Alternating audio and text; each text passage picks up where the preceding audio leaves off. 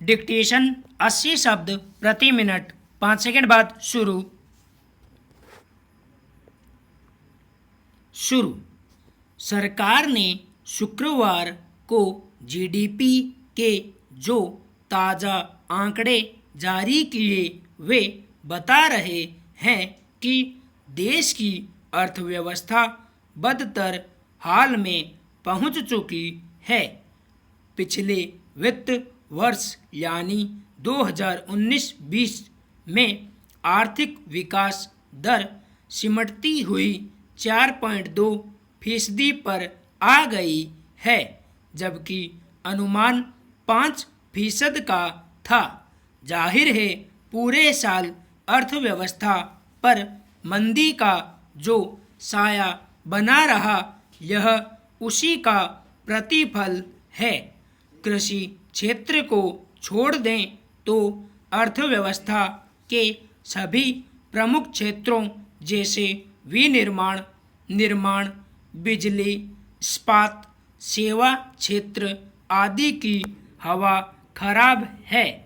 पिछले 11 साल में पहली बार ऐसा हुआ है जब आर्थिक विकास दर इतनी नीचे आ गई है। राष्ट्रीय सांख्यिकीय कार्यालय के आंकड़े ज़्यादा चौंकाने वाले इसलिए भी हैं क्योंकि 2019-20 की अंतिम तिमाही यानी जनवरी-मार्च 2020 में विकास दर मात्र 3.1% रही, जबकि सरकार का अनुमान 4.7% का था।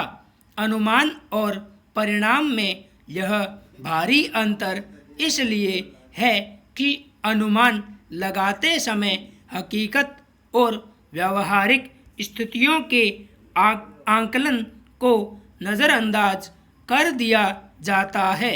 इसमें कोई संदेह नहीं कि भारतीय अर्थव्यवस्था पिछले 1.5-2 साल से ज़्यादा मुश्किलों का सामना कर रही है और दिनों दिन यह समस्या गहराती जा रही है।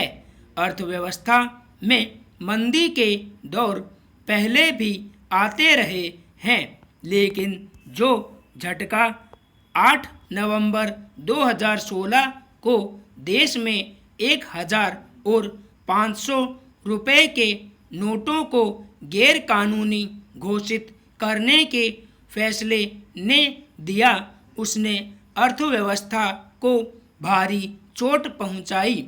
मौजूदा हालात की जड़ें इसी में है।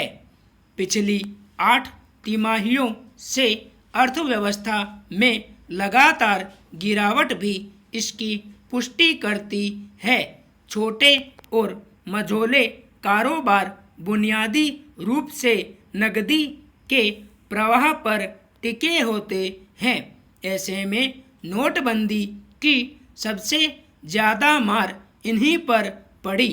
नतीजा यह हुआ कि बड़ी संख्या में काम धंधे बंद हो गए और बाजार में नकदी का प्रवाह टूट गया, जिसका आज तक असर बना हुआ है। इसी के साथ देश में नई कर व्यवस्था यानी जीएसटी भी लागू कर दिए जाने के बाद कारोबार पर जो असर पड़ा है वह किसी से छिपा नहीं है। जीएसटी की व्यवस्था को जिस मनमाने तरीके से थोपा गया उसका असर सरकार के कर राजस्व संग्रह पर भी पड़ा।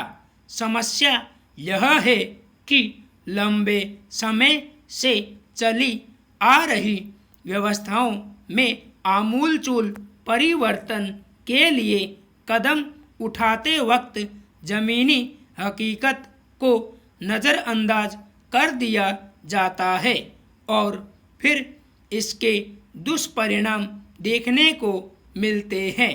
नोटबंदी और जीएसटी का मिला जुला असर गिरती आर्थिक विकास दर के रूप में सामने आ रहा है।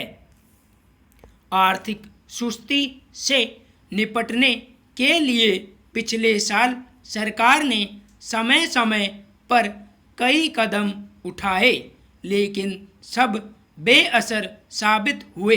अब देश कोरोना संकट से जूझ रहा है और अर्थव्यवस्था भी इससे अछूती नहीं है। 2 महीने की पूर्णबंदी से उद्योग धंधे चौपट हो गए हैं, करोड़ों लोग बेरोजगार हो गए हैं और इस कारण लोगों के पास पैसा खत्म हो गया है। प्रवासी मजदूरों को जिस तरह घर लौटने को मजबूर होना पड़ रहा है, उसका असर आने वाले वक्त में उत्पादन पर पड़ना तय है। अभी सबसे बड़ी चुनौती अर्थव्यवस्था के चक्र को चलाने के लिए रोजगार पैदा कर आय बढ़ाने, मांग पैदा करने और उत्पादन शुरू करने की है। अर्थव्यवस्था को गति देने में बैंक भी बहुत ज़्यादा सक्षम साबित नहीं हो रहे हैं। सरकार के आर्थिक पैकेज कितने कारगर रहेंगे, कहा नहीं जा सकता। ऐसे में अगली बार विकास दर का आंकड़ा क्या होगा, इसकी कल्पना ही की जा सकती है। संपूर्ण विराम।